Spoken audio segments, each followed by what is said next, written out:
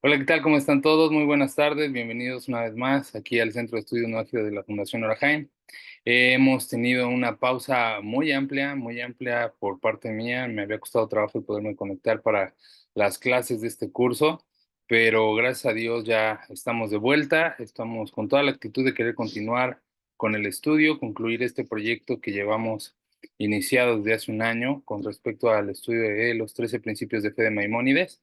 Nos encontramos en la clase ya número 35.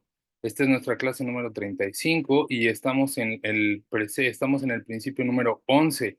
Ya estamos en la etapa de la tercera parte de estos 13 principios y esta que se llama recompensa y sanción, el cual hemos estado analizando, hemos estado estudiando. Empezamos, de hecho, la última clase que me parece fue hace un mes que tuvimos. Empezamos con el tema de qué es la recompensa y la sanción, pero exploramos, antes de entrar directamente al tema de recompensa y sanción, exploramos los conceptos de lo bueno y lo malo, porque para poder saber cuando una persona es recompensada por lo que hace, es porque tiene el sinónimo o asimilamos que la persona ha hecho algo bueno o ha hecho algo malo.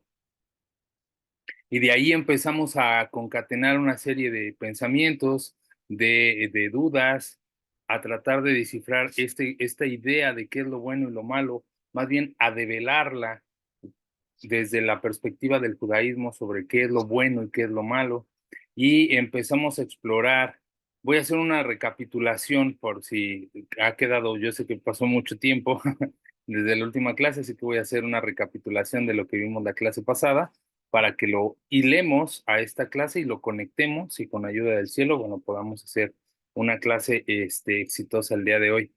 Lo que vimos la clase pasada fue que empezamos a explorar este principio de recompensa y sanción, que es el principio número 11, en donde exploramos los conceptos de bueno y malo, primero como una opción, primero como una opción y como una explicación y como un conocimiento.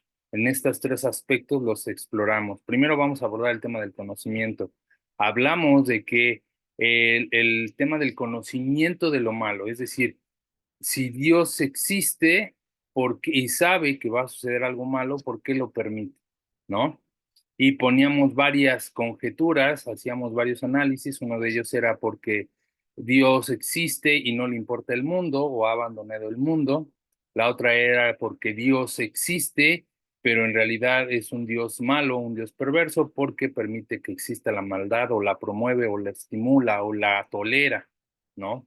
La otra era porque Dios realmente no existe, porque si existiera y Él es todo bondad, tendría la facultad y Él es todopoderoso, tendría la facultad de poder impedir la maldad. Y si no la impide es porque o no quiere o porque no puede. Y si no quiere, entonces lo hace un Dios perverso, y si no puede, entonces no es Dios, porque entonces no todo lo puede, por lo tanto, entonces no existe. Empezamos a proponer estos conceptos filosóficos y descubrimos o conectamos con el concepto de que el problema no está en el concepto de Dios, sino el problema está en lo que entendemos por bueno y malo.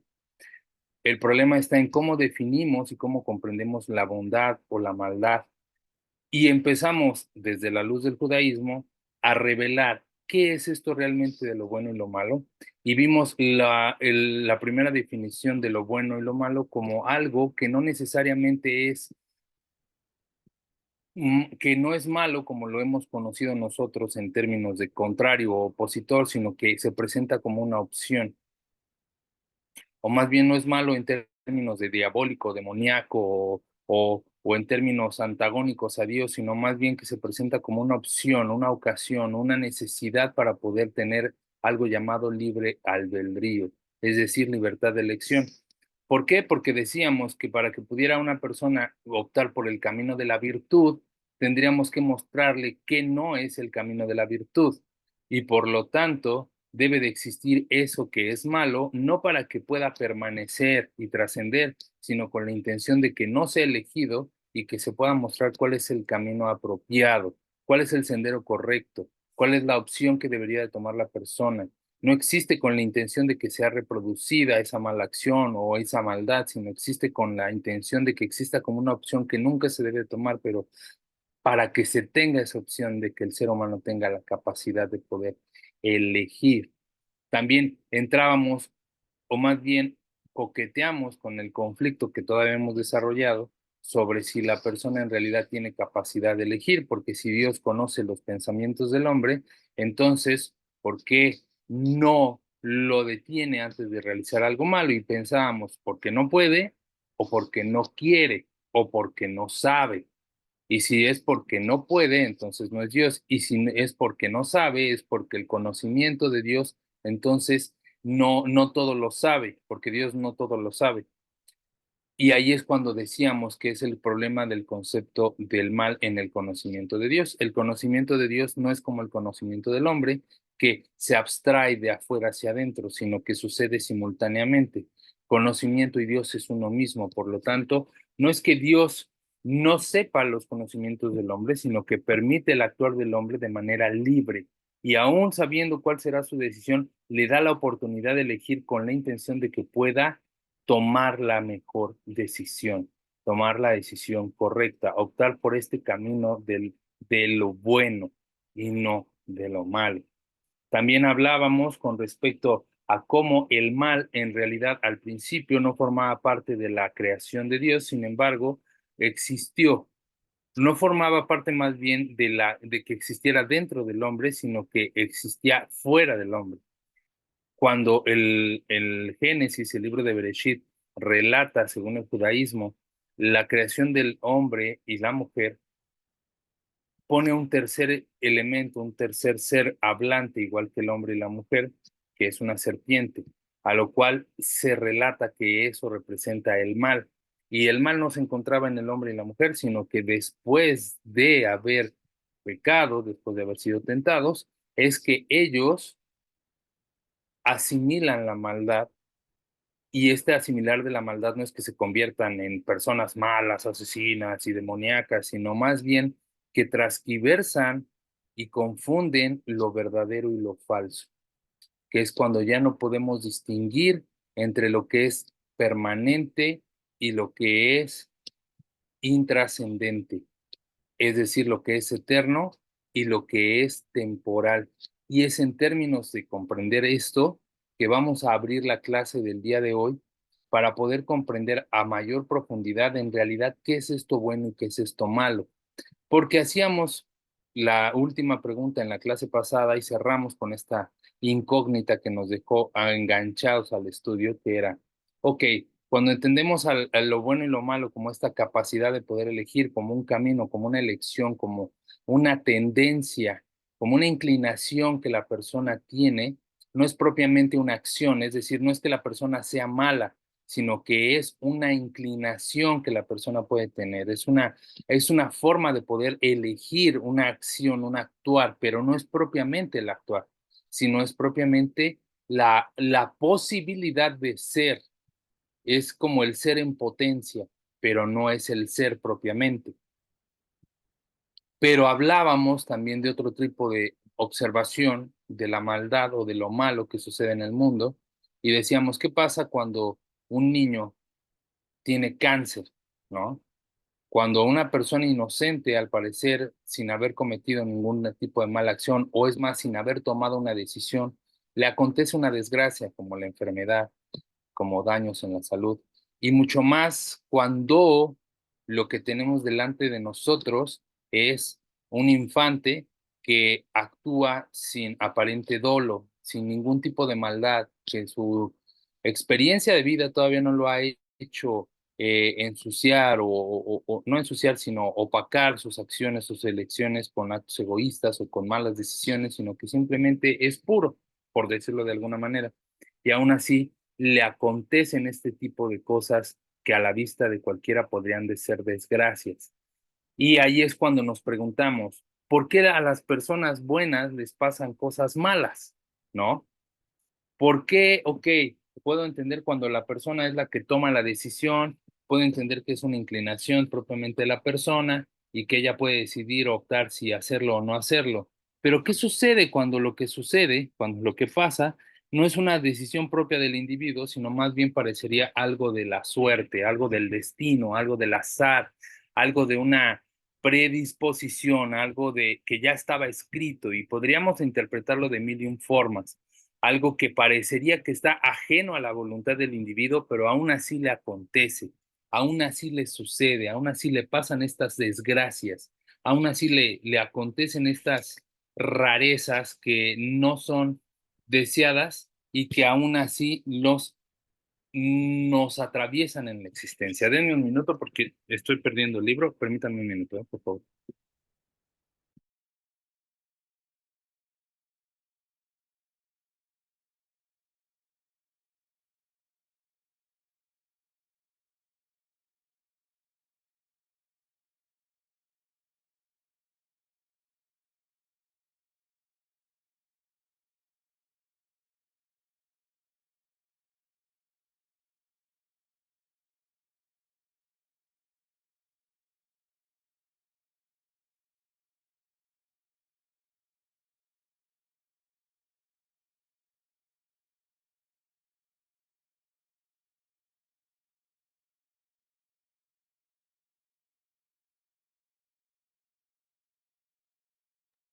Listo, perdón. Ya, que dejé el libro en otro lado. Ok, para esto vamos a abrir nuestro libro, el de El Pérez Gelel, Los 13 Principios del Judaísmo, que recuerdo es de donde estamos basando nuestro curso, además de otras fuentes, y que siempre procuro señalar de qué fuente nos estamos basando. Y aquí nos dice justamente esto, ante esta dicotomía, ante este conflicto, ante este dilema. ¿Qué es lo que sucede cuando a una persona aparentemente buena le suceden cosas malas? ¿Por qué es que pasa esto? ¿Cuál es la razón? ¿Cuál es la explicación que se debe de tener al respecto de estas? Dice, son varias las respuestas clásicas que se han esbozado ante este dilema. Algunas de ellas son, por ejemplo, que principalmente entre los cristianos opinan que el sufrimiento de los justos es para expiar el pecado de los pecadores de su generación. Este concepto, de hecho, es fundamental en su teología, ya que no es sino por el personaje de Jesús que toda una humanidad es redimida por las acciones malas que han perpetrado. Por eso es que ellos consideran que Jesús, Jesucristo, es el Cordero de Dios, es un sacrificio humano para poder expiar los pecados que el ser humano per se no puede limpiar. ¿Por qué? Porque en esencia es malvado. Aquí es donde entramos en el primer conflicto o en la primera distanciamiento que tiene el judaísmo versus el cristianismo. El cristianismo propone que el ser humano es incapaz de poder corregirse y mejorar y que lo único que puede realmente es aceptar un salvador que intercede por él para la expiación de sus pecados, para limpiar, para poder lavar sus errores. No así en el judaísmo, que explica que el ser humano tiene la capacidad de corregir, de enmendar, de mejorar, de cambiar, de transformar, y que todavía no es no, que las personas no van a pagar por acciones que no hayan cometido. Por lo tanto, esta idea que proponen algunos con respecto a que el sufrimiento de los buenos es por la expiación de los pecados de los malos es una opinión totalmente ajena y contraria al judaísmo, que pregona justamente que cada persona pagará, será juzgado por sus propias acciones, como lo dice el versículo, no serán muertos padres por hijos, ni habrá ningún tipo de transgresión condenado a una persona que no la haya ejecutado. Así como también expresa el versículo, los padres comerán dulces y sus hijos sufrirán de caries en las muelas. No existe esta explicación o no existe esta empatía o esta afinidad entre estos dos pensamientos, entre el cristianismo y el judaísmo. Otra explicación que se ha dado también dentro del judaísmo está en que las que sostienen que se trata de una prueba, es decir, que la persona cuando vemos que está pasando algún tipo de sufrimiento, en verdad se trata de una prueba a la que está siendo sometido por parte de Hashem, para demostrar que realmente es un justo y que merece gran recompensa, que merece recibir la gran recompensa de este sufrimiento. Hay quienes también dicen que cuando se observa que a una persona buena le suceden cosas malas, en realidad eso ocurre para hacer que el individuo sea más meritorio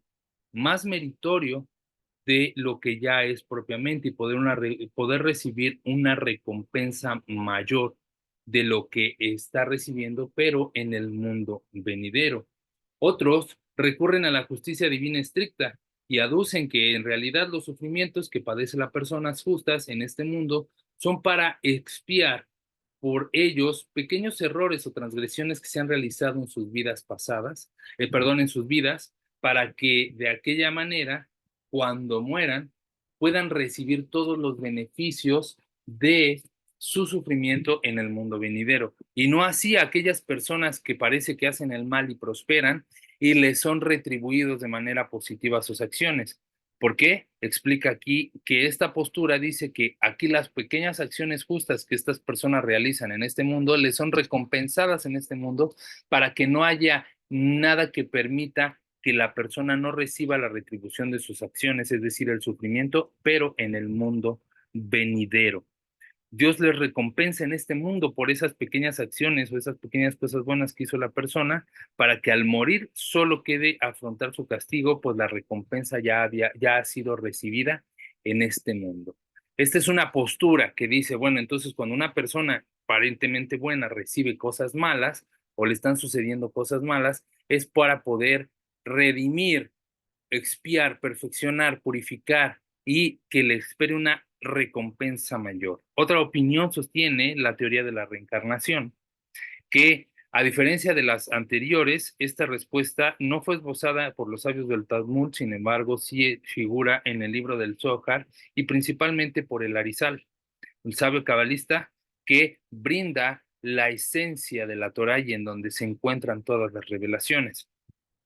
Por lo tanto, esta fue algo por parte de los prácticos judíos, es decir, de aquellos que se dedican principalmente al estudio de la halajá, como Ibn Ezra y Maimónides, que esta teoría responsabiliza a los pecados cometidos en vidas anteriores como la causa de los sufrimientos de los justos sin aparentes motivos en el presente. Es decir, que una persona puede creer que lo que le acontece en su vida no es sino que está pagando por otros errores que fueron cometidos en una vida anterior y que si bien tiene algún tipo de fundamento dentro de los misterios, dentro de la mística del judaísmo, mucho de la parte del judaísmo práctico o alágico propone que la persona en realidad recibe la sanción por las acciones realizadas en este mundo. Una cuarta opinión sustenta la idea de que se trata de algo que aparentemente es ser malo, pero que en realidad se trata de algo bueno para él y que muchas veces, transcurrido en una etapa de tiempo, él mismo puede comprobarlo, que lo que le sucedió y que pensaba que en ese momento era malo, en realidad fue bueno, fue para bien. Por ejemplo, la muerte prematura de alguien fue bueno, puede ser, su muerte puede ser explicada que fue buena porque le pudo haber hecho o le pudo haber evitado más dolor por alguna circunstancia que pudo haber sucedido en el futuro. Al respecto de este punto último, vamos a detenernos y vamos a abrir más explicación, porque todas parecerían ser bastante subjetivas y todas parecerían que nos están dando una explicación desde la perspectiva del que lo analiza, pero ¿qué es lo que nosotros o cómo nosotros podemos profundizar o comprender realmente por qué darle una respuesta a esta pregunta, a esta incógnita universal que ha trascendido a través del tiempo? ¿Por qué a las personas buenas les pasan cosas malas? ¿Cómo de manera filosófica podemos tratar de darle una explicación? Primero tendríamos que ver en este último concepto que dice que las cosas que suceden que aparentemente son malas en realidad eran buenas. Eso quiere decir que nos trae un conflicto de cómo percibimos de nueva cuenta otra vez la bondad y la maldad. Quiere decir que nos pone en el centro de la discusión para poder analizar al ser humano o para poder analizar al hombre versus su entorno y cómo es que percibe la bondad y la maldad y cómo es que esta bondad y la maldad se le presentan al hombre con un objetivo en particular, o son obra del destino, de la casualidad, que solamente un ente ajeno disfruta por jugar con la vida del ser humano, por hacerlo sufrir o hacerlo llorar o hacerlo reír o hacerlo feliz o hacerlo triste. Parecería que en varios pasajes de la Torá, en varios pasajes de la Biblia, existen arbitrariedades por parte de las decisiones divinas o parte del mundo divino, en donde se hace de una manera arbitraria el sufrimiento de una persona solamente para comprobar si realmente es virtuoso o no. Por ejemplo, el libro por excelencia para traer este ejemplo es el libro de Job, en donde se habla de una persona virtuosa en la que parecería que fue fustigada o fue puesta a prueba únicamente por el capricho de dos seres celestiales que pretenden comprobar en una apuesta si la persona es meritoria o no es meritoria de esta, de esta recompensa que ha recibido. Haciendo una recapitulación rápida, el libro de Job dice que el Satán vagaba por el mundo y fue llamado por Hashem y le dijo, ¿de dónde vienes? Y le dijo, de andar por el mundo y rodearlo. ¿Has visto, has tomado o has considerado a mi hijo Job como el más justo de todos? Y el Satán le dice, ¿cómo no va a ser el más justo si le has brindado todo? Retírale todo lo bueno que le has dado y verás cómo te maldice y cómo te reniega y verás cómo se atormenta por su dolor. Y entonces él le da permiso al Satán para poder tocar su vida, para poder tocar todas sus pertenencias menos su vida. Y a partir de ese momento, Job empieza a pasar por una serie de vicisitudes, una serie de problemas, pierde todo, pierde su riqueza, de un momento a otro pierde absolutamente todo y se queda en la miseria y aparte tiene una salud mala, empieza a tener problemas de salud. Y ahí viene el conflicto en donde el individuo empieza, aquí lo importante no es saber si lo hicieron de manera arbitraria o no, sino aquí es lo importante es ver cuál es el conflicto que acontece en el individuo. Ante estas situaciones catastróficas, ¿él qué es lo que empieza a hacer? Empieza a reflexionar, a decirse, ¿por qué esto me está aconteciendo a mí? He de haber hecho algo malo que no me fijé, no puse atención en mi servicio, aunque él repasaba y veía que su conducta había sido la apropiada, que sus acciones siempre habían sido justas. Él empezó a pensar que tal vez lo que le sucediera por las acciones que sus hijos habían hecho y que por eso las estaba recibiendo como castigo. Y empieza a tratar de buscar la razón de por qué le acontecen estas cosas malas. Y aquí empieza una búsqueda del conocimiento. Y aquí empieza la búsqueda del origen de la maldad. Y aquí es donde nos tenemos que empezar otra vez a ver qué es realmente lo bueno y qué es realmente lo malo. Y nos vamos a retrotraer a ejemplos que hemos visto en otras clases, pero que nos sirven de nueva cuenta en esta para poder explicar esto. Lo bueno y lo malo no es otra cosa, no pueden ser más bien definidos, sino hasta que es un objetivo establecido. Hasta no definir nuestro objetivo en nuestra vida, el bien y el mal son relativos y todo queda aparentemente abierto ante nosotros. Es decir, que cuando nosotros tratamos de comprender el mundo en términos de bueno y malo, en realidad lo vamos a tratar de comprender subjetivamente. ¿Por qué? Porque son con base, estos términos se establecen con base a un objetivo en particular. Lo que quieras tú obtener es lo que verdaderamente va a ser bueno en términos de tu objetivo y malo en términos de que no te permiten adquirir o llegar a este objetivo. Entonces, aquí el discurso nos lleva a proponernos otra cosa. ¿En realidad es importante saber qué es lo bueno y lo malo? ¿O lo realmente importante es aprender a establecer el objetivo correcto? Pongamos este ejemplo. Una persona que quiere estudiar en la universidad, el recibir una beca, por supuesto que le va a jugar bien, ¿no? Porque le va a brindar los recursos para poder llegar a su objetivo, concluir una carrera, tal vez una licenciatura, un posgrado, una maestría, un doctorado, el poder avanzar, todo aquello que le favorezca para poder llegar a ese objetivo va a ser bueno.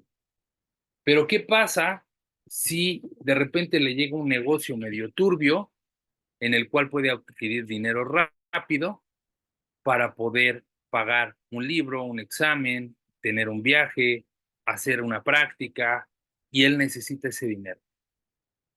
Ah, en términos del objetivo es bueno, ¿no? ¿Por qué? Porque le va a permitir adquirir ese objetivo, pero a costa de una mala acción, a costa de algo malo. Aquí es donde ya entonces empieza a ponerse más espinoso el asunto. Es cuando ya tenemos un conflicto ético y moral. en donde qué es realmente lo bueno y qué es realmente lo malo. Es verdad que existe esa frase que el bien, el fin justifica los medios, pero en este caso, ¿aplicará de esa manera? Entonces, ¿cuál es el propósito? ¿Cuál es, más bien, qué es lo que tenemos que analizar nosotros respecto de esto? No es si es bueno o malo algo, sino en función de qué lo estamos poniendo. ¿Cuál es el objetivo? Porque en nuestra vida podemos tener muchos objetivos personales, familiares, económicos, laborales, y todos ellos nos pueden brindar una realización personal, todos ellos nos pueden brindar una satisfacción, pero esa satisfacción es inmediata y temporal o es trascendental, porque si es inmediata y temporal, con el paso del tiempo, lo que llamamos bueno se pudo haber convertido en malo, lo que llamamos malo se pudo haber convertido en bueno. Porque no realmente el objetivo era real ni verdadero. En cuanto definimos nuestro objetivo, el bien y el mal adquieren una definición. Y hasta no definir cuál es el verdadero objetivo de la existencia del hombre, será posible distinguir entre lo bueno y lo malo. ¿Qué quiere decir esto? Que cuando nosotros ponemos nuestro mundo o lo queremos entender entre cosas buenas y malas, no tienes que ver, es muy complicado distinguirlo. ¿Por qué? Porque para lo que para otros es bueno, para mí es malo, y parecería que esto es algo subjetivo, pero en realidad es por el tema del objetivo, el que cada persona tiene. Pero, ¿cuál es el objetivo entonces final del ser humano? ¿Cuál es el verdadero objetivo en el cual el ser humano debería de estar fijado, adquirir, alcanzar, para entonces poder distinguir verdaderamente lo bueno y lo malo? ¿Cuál es el objetivo de la existencia del hombre en este mundo? Porque podemos decir que podemos tener muchos objetivos de inmediato, mediano y largo plazo, pero todos ellos van a cambiar, o todos ellos no son permanentes, no son eternos. ¿Cuál es el objetivo de que el ser humano esté aquí? O sea, tu objetivo de venir a este mundo fue para poderte comprar una casa en las lomas, fue para poder adquirir mucho dinero, fue para poder tener 2 hijos y un perro, como es tu plan de vida, fue para poder ser médico, cirujano, dentista, doctor, odontólogo, cantante, Maluma, Baby. ¿Para qué? ¿Cuál es el objetivo de la existencia de todo? Pues pongámonos a pensar en la existencia de todos los seres humanos, desde los más importantes y más conocidos a nivel mundial, hasta aquellos que viven al lado de nosotros y que no sabemos cómo se llaman. ¿Cuál es el objetivo de la existencia de estas personas, de todos nosotros? La realización material, es decir, que solamente somos una máquina de producir y consumir.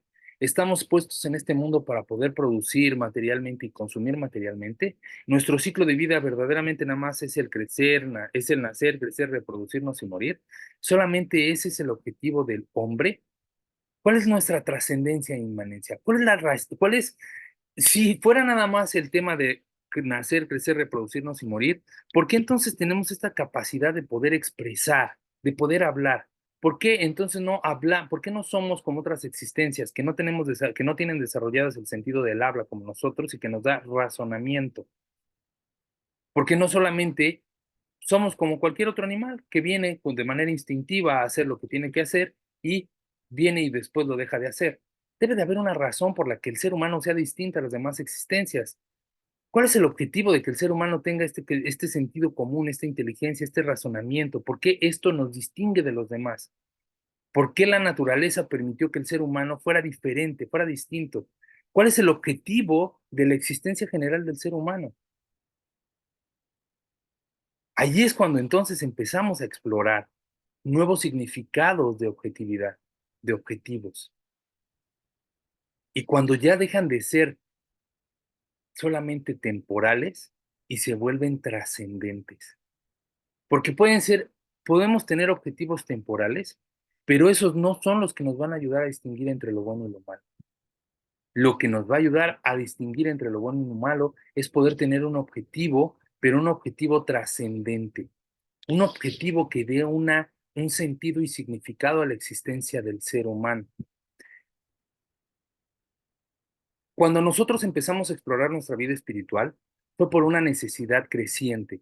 que veníamos alentando y que veníamos desarrollando pasado el tiempo y que en los diferentes círculos religiosos en los cuales nosotros nos desarrollamos, nos presentaba una carencia, momentáneamente un placer y una satisfacción, pero después venía una carencia, algo que no nos permitía estar satisfechos. Cuando tú te encuentras en esta búsqueda de espiritualidad, lo que estás es cayendo en un sinsentido de lo material. Te has dado cuenta que en verdad lo físico, lo material, los recursos, lo que puedes llegar a tener a tu alrededor, no te brindan la satisfacción de plenitud, de saciedad, de felicidad que estás buscando. Y entonces empiezas a buscar la trascendencia, algo para lo que haya sido, para lo que tengas, le dé sentido a tu existencia, no solamente para de manera momentánea, sino de manera trascendente. Y ahí es cuando empieza desde el judaísmo a explicarnos que conocer la sabiduría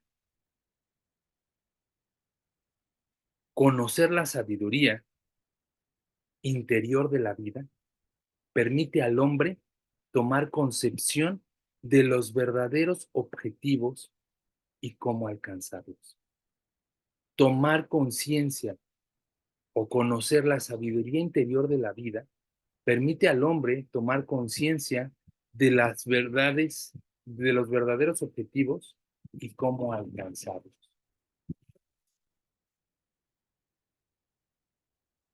Ahí entonces empezamos a ver que el problema no es definir lo bueno y lo malo, sino el problema es definir el verdadero objetivo. Y el objetivo tiene que ser verdad.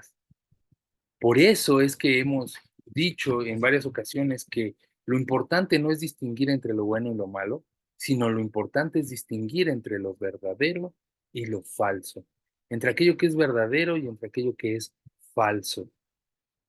Y este concepto filosófico lo vamos a ampliar el día de hoy un poco más para ver cómo otras corrientes de pensamiento, que no necesariamente provienen del judaísmo, también han impregnado la filosofía y la lógica a través del tiempo, principalmente en el pensamiento helénico y el más popular que se conoce, vamos a empezar a analizarlo, el pensamiento socrático. ¿Qué dice Sócrates respecto de lo bueno y lo malo? ¿Qué dice Sócrates respecto del pensamiento, de lo que es bueno y de lo que es malo? El hombre se comporta mal, dice Sócrates, porque es ignorante. El hombre que se comporta mal porque es ignorante. Es decir, que su inteligencia interpreta erróneamente y cree ver el bien donde en realidad no existe. Voy a volver a repetir. Sócrates dice que el hombre que se comporta mal es porque es ignorante. Es decir, que su inteligencia interpreta erróneamente y cree ver el bien donde no existe. Entonces Sócrates lo que nos propone es que la persona que es malvada es porque es falta de conocimiento, falta de conciencia. Para Sócrates, la verdad significa el bien moral. Para Sócrates, la verdad significa que significa el bien moral. Esto significa que quien conozca la verdad no podrá menos que practicar el bien. Saber y virtud coinciden. Por tanto, quien conoce lo recto actuará con rectitud. Y el que hace el mal es porque tiene ignorancia. Sócrates lo que dice es, aquel que actúa mal no es porque sea malo por naturaleza. El ser humano no es malo por naturaleza, no es malvado por naturaleza. El que actúa mal es ignorante porque no conoce las bondades de la virtud, porque la virtud es verdad y la verdad es trascendencia. Entonces, el objetivo del hombre tendría que ser, en este mundo, en su existencia, conocer de la virtud para conocer de la verdad y actuar en consecuencia con virtud y con verdad. De la misma manera, Platón, su discípulo, dice que justamente el ser humano trasciende a través del tiempo, a través de la actuación de la virtud, y que ésta se debe de desarrollar con la práctica. Saber y virtud coinciden y por lo tanto quien conoce lo recto actuará con rectitud y el que hace el mal es porque es ignorante. Desde aquí ya nos esbozan entonces algo muy parecido al judaísmo, que nos dice que el conocer sobre la sabiduría interior de la vida permite al hombre tomar conciencia de las verdades, de los verdaderos objetivos y cómo alcanzarlos. Así es como superamos el ámbito caótico del cambio constante que resulta del vivir reaccionando únicamente a nuestro sentir en el momento. Es decir, que cuando una persona llega a conocer y a ser consciente de lo que es justamente la verdad trascendental y el sentido de la existencia del ser humano, de su propia existencia, sus objetivos no van en función de sentires momentáneos, de deseos, de deseos, perdón, temporales, sino que van en búsqueda de objetivos más trascendentales, que busquen que el espíritu se ensalce y que trasciendan a través del tiempo y el espacio, impactando de manera positiva a su entorno, a su sociedad, a todo lo que nos rodea. Cuando nos encontramos en los ámbitos caóticos del deseo personal y egoísta, nuestros objetivos son momentáneos y temporales, porque solamente están en función de lo que deseo en ese momento. Y lo que deseo se convierte en mi objetivo y por lo tanto ya no alcanzo a distinguir si es bueno y malo, solamente está en función del objetivo que es momentáneo y que con suerte no es real ni verdadero. Para poder conocer lo real y verdadero, dice Sócrates, es importante tomar conciencia de la virtud, que significa conocer lo que es verdad y por consecuencia actuar con conocimiento y no en ignorancia. Las personas que actúan malas no es porque sean malas, dice Sócrates, es porque son ignorantes. Aristóteles, por su lado, identifica al bien como un fin. Cuando los hombres actúan es porque buscan alcanzar un objetivo concreto, principalmente la felicidad en la vida. Cuando una persona actúa, siempre dice, si tú empiezas a reflexionarte y a preguntarte, bueno, ¿y por qué vas a trabajar? No, pues porque hay que pagar las cuentas. Bueno, sí, ¿y por qué pagas las cuentas? Pues porque si no hay luz, no hay agua, no hay comida. ¿Y por qué pagas la comida? Pues porque si no, no vivo. Y bueno, ¿y por qué quieres vivir? Pues porque me amo, porque quiero experimentar mi existencia en este mundo. ¿Y para qué quieres experimentar tu existencia en este mundo? ¿Por qué la quieres experimentar? ¿Qué es lo que esperas? No, pues deseo realizarme. ¿Y qué es lo que concluimos siempre? Pues realmente deseo ser feliz, ¿no? Aristóteles propone que entonces todo el actuar del ser humano responde a ese fin común, que es el objetivo de la felicidad. Pero, ¿qué es la felicidad en términos de Aristóteles? La felicidad, Aristóteles la define como las virtudes del ser. La felicidad, Aristóteles las define como las virtudes del ser y las divide en dos ramas. Las virtudes éticas que dominan la parte irracional del alma del ser humano, del hombre, y las dianoéticas que corresponden a la parte racional del ser humano. Para poder llegar a la felicidad mediante la virtud, el hombre debe de dominar su parte irracional y de este modo alcanzar su naturaleza racional y con ello poder verdaderamente alcanzar la felicidad. ¿Qué dice entonces Aristóteles?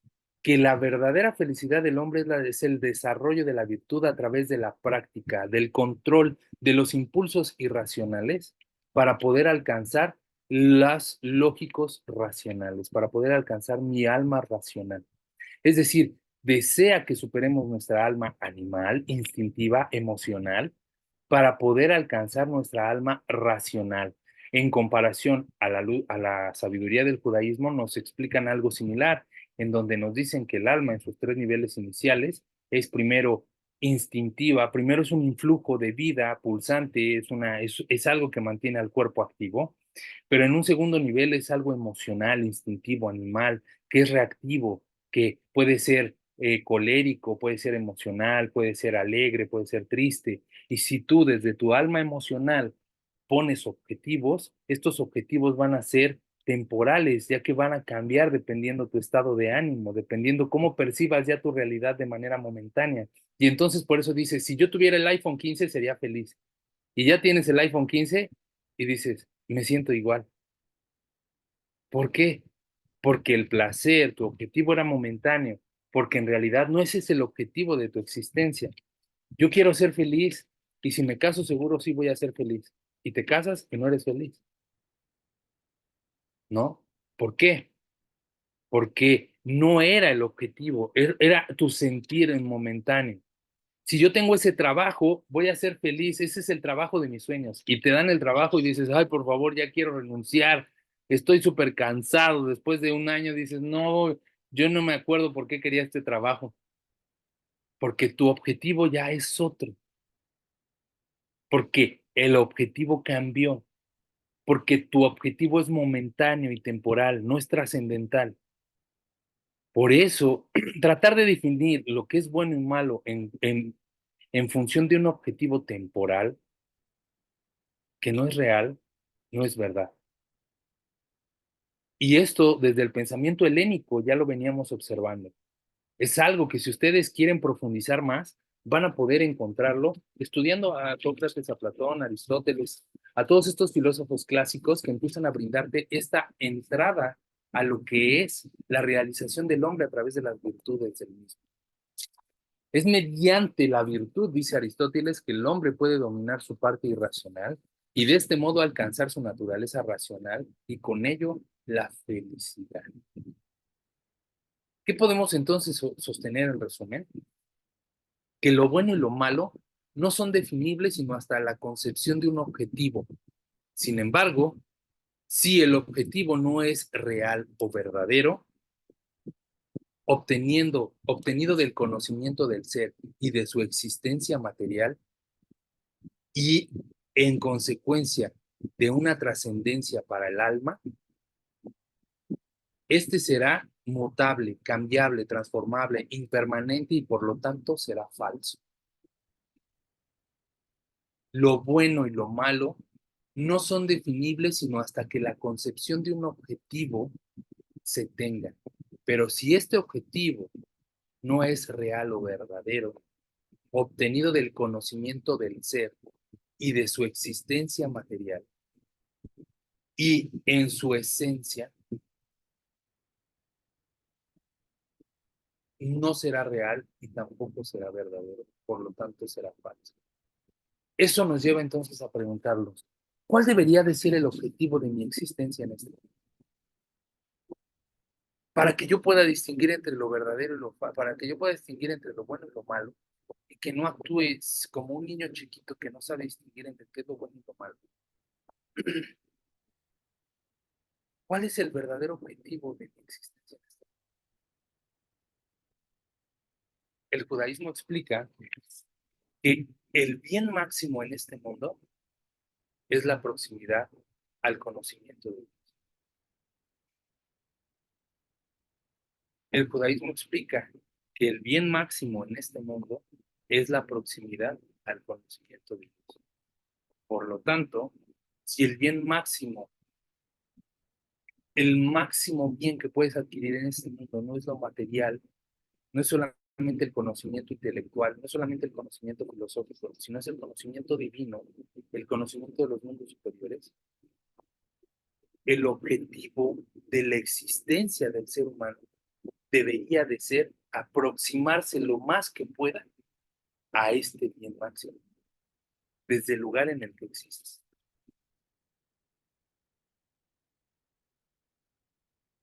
Si yo me pongo a analizar, supongamos que yo voy a ir a la fiesta de cumpleaños del hombre más rico del mundo, ¿qué le puedo llevar de regalo? ¿Qué podría llevarle yo que fuera único y original, que él no pudiera adquirir o que él ya no lo tuviera? O sea, él puede tener todo lo que quiera. Es el hombre más rico del mundo, ¿no? ¿Qué le puedo yo dar? ¿Qué de especial le puedo agregar? ¿Un reloj? ¿Una cartera? ¿Un perfume más caro? ¿Un avión? Un coche? ¿Qué le puedo yo dar que él no pueda adquirir por sí mismo?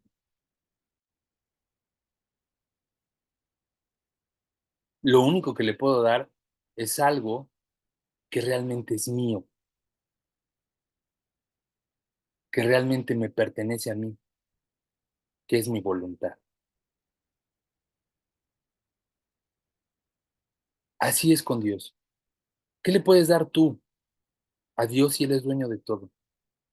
Lo único que realmente te pertenece y que le puedes ofrecer a Dios es tu voluntad, tu decisión, tu libre albedrío, tu accionar, en lo único en lo que Él no influye. Cuando yo me pongo a analizar cuál es el bien máximo en este mundo, empiezo a ver, si yo soy el hombre más rico del mundo y puedo adquirir todo lo que tengo, y aún así no me siento satisfecho, empiezo a buscar conocimiento. Y ese conocimiento me lleva a sentirme satisfecho momentáneamente, pero me doy cuenta que cada vez soy más ignorante y deseo adquirir más conocimiento. Y ese conocimiento me lleva a estudiar nuevas cosas de las cuales yo no sabía. Y después empiezo a dejar las ciencias exactas para estudiar la filosofía, y luego la metafísica. Y luego, más allá de eso, ¿qué hay? El conocimiento de los mundos superiores, el desarrollo del pensamiento divino, la trascendencia del hombre, del ser, del verdadero ser, su esencia, su sustancia. Y eso es la necesidad de qué? De conocer. Ahora, ¿por qué el hombre tiene un intelecto distinto al de los demás seres vivos en este mundo? Porque el hombre, según el judaísmo, explica que tiene la obligación o tiene la posibilidad de poder desarrollar este intelecto, no para conocer el mundo físico únicamente, sino para poderse aproximar al conocimiento divino, entendiendo intelecto como la capacidad del ser humano para poder percibir la divinidad en el mundo físico, para poder revelar lo inmaterial en lo material, lo trascendente en lo inmanente, lo que está más allá de lo físico en lo físico. Por lo tanto, el objetivo del hombre no debería de ser únicamente quedarse en este plano físico, sino intentar revelar a través de la lógica, a través del intelecto que se le ha dotado, la revelación de Dios en este mundo. Y eso es aproximarse al conocimiento de qué? De lo divino. Cuando entonces, cuando entonces el hombre establece un objetivo verdadero, y desde el judaísmo dice que el objetivo verdadero es la aproximación al conocimiento divino, ya que el bien máximo en este mundo es la proximidad a Dios, entonces ya puedo entonces conocer qué es lo bueno y qué es lo malo, porque el objetivo es real y verdadero, trascendente a través del tiempo, permanente. Es algo que no va a cambiar por estado de ánimo, sino que va a seguir existiendo aún cuando yo no me encuentre. Va a seguir ahí, va a seguir presente. El judaísmo explica entonces que el bien máximo en este mundo es cuando es cuando el hombre, perdón, el bien máximo de este mundo es la proximidad al conocimiento de Dios. Por lo tanto, el objetivo de la existencia del hombre debería de ser el desarrollar su intelecto para revelar la divinidad en este mundo. ¿Y eso qué quiere decir? Que desarrollemos el mundo con la intención de elevar lo material a lo espiritual. Es decir, que elevemos un nivel de conciencia para poder distinguir entre lo bueno y lo malo y llevarlo a lo verdadero y lo falso. Solo cuando comprendemos esto es cuando ya podemos entender este apartado en el que nos paramos. en el que decía que la persona se da cuenta que lo que aparentemente era malo en realidad fue bueno, porque entonces ya conozco cuál es el objetivo real de mi existencia. Cuando me queda claro cuál es mi objetivo real de mi existencia, entonces ya puedo distinguir que lo que yo aparentemente creí que era malo es realmente top, es realmente bueno, porque no está en función de mi objetivo personal, sino que está en función de un objetivo trascendente, de algo que va más allá de lo que yo deseo de manera inmediata.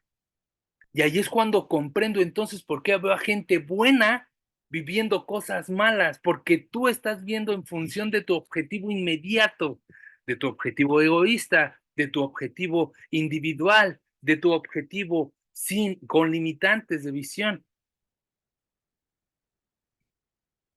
Pero cuando comprendes cuál es realmente el objetivo de tu existencia en este mundo, entonces ya vas a poder distinguir entre lo que es realmente verdadero y lo que es realmente falso, lo que es realmente bueno y lo que es realmente malo.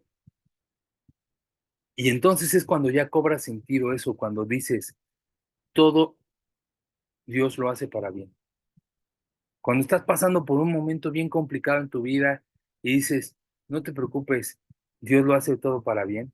Suenan palabras tan trilladas que dices, ¿y eso cómo me lo como? O sea, tú no estás viviendo lo que yo siento aquí ahorita, no estás viviendo la angustia que yo siento. ¿Cómo Dios dices que esto es para bien? O sea, yo no lo entiendo, ¿no? Porque está en función de tu objetivo inmediato, de aquello que tú no querías que sucediera y está sucediendo, ¿sí?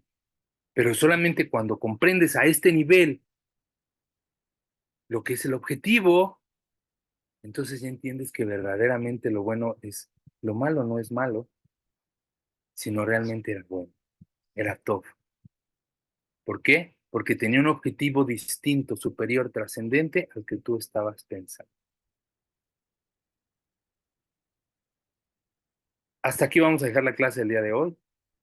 Hasta aquí vamos a dejar esta semblanza de lo que es bueno. Todavía estamos en la parte de lo que es bueno y es malo. ¿Por qué? Porque es importante sentar estas bases para después hablar de lo que es la recompensa y la sanción. Y la capacidad, la verdadera capacidad del ser humano para poder elegir si la tiene o no la tiene, o realmente está condicionado y es una ilusión esta parte de poder elegir o no. Vamos a verlo en la siguiente clase. Voy a dejar hasta aquí la clase el día de hoy. Si alguien tiene alguna pregunta, consulta, comentario, con gusto les dejo para que puedan levantar su manita y si no, con eso concluimos.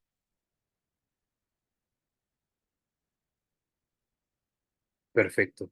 Bueno, pues ahí lo vamos a dejar. Muchísimas gracias a todos por haberse conectado. De nuevo, una disculpa por el tiempo que dejé pasar para la clase, pero gracias a Shem vamos a continuar con ayuda del cielo. Vamos a retomar nuestro curso y a concluirlo hasta el final. Les mando un fuerte abrazo a todos, como siempre. Les deseo un excelente inicio de semana, un abrazo a la distancia y que Hashem les multiplique en bendiciones. Muchas gracias a todos. Shalom. Igualmente, muchas gracias. Chao, chao.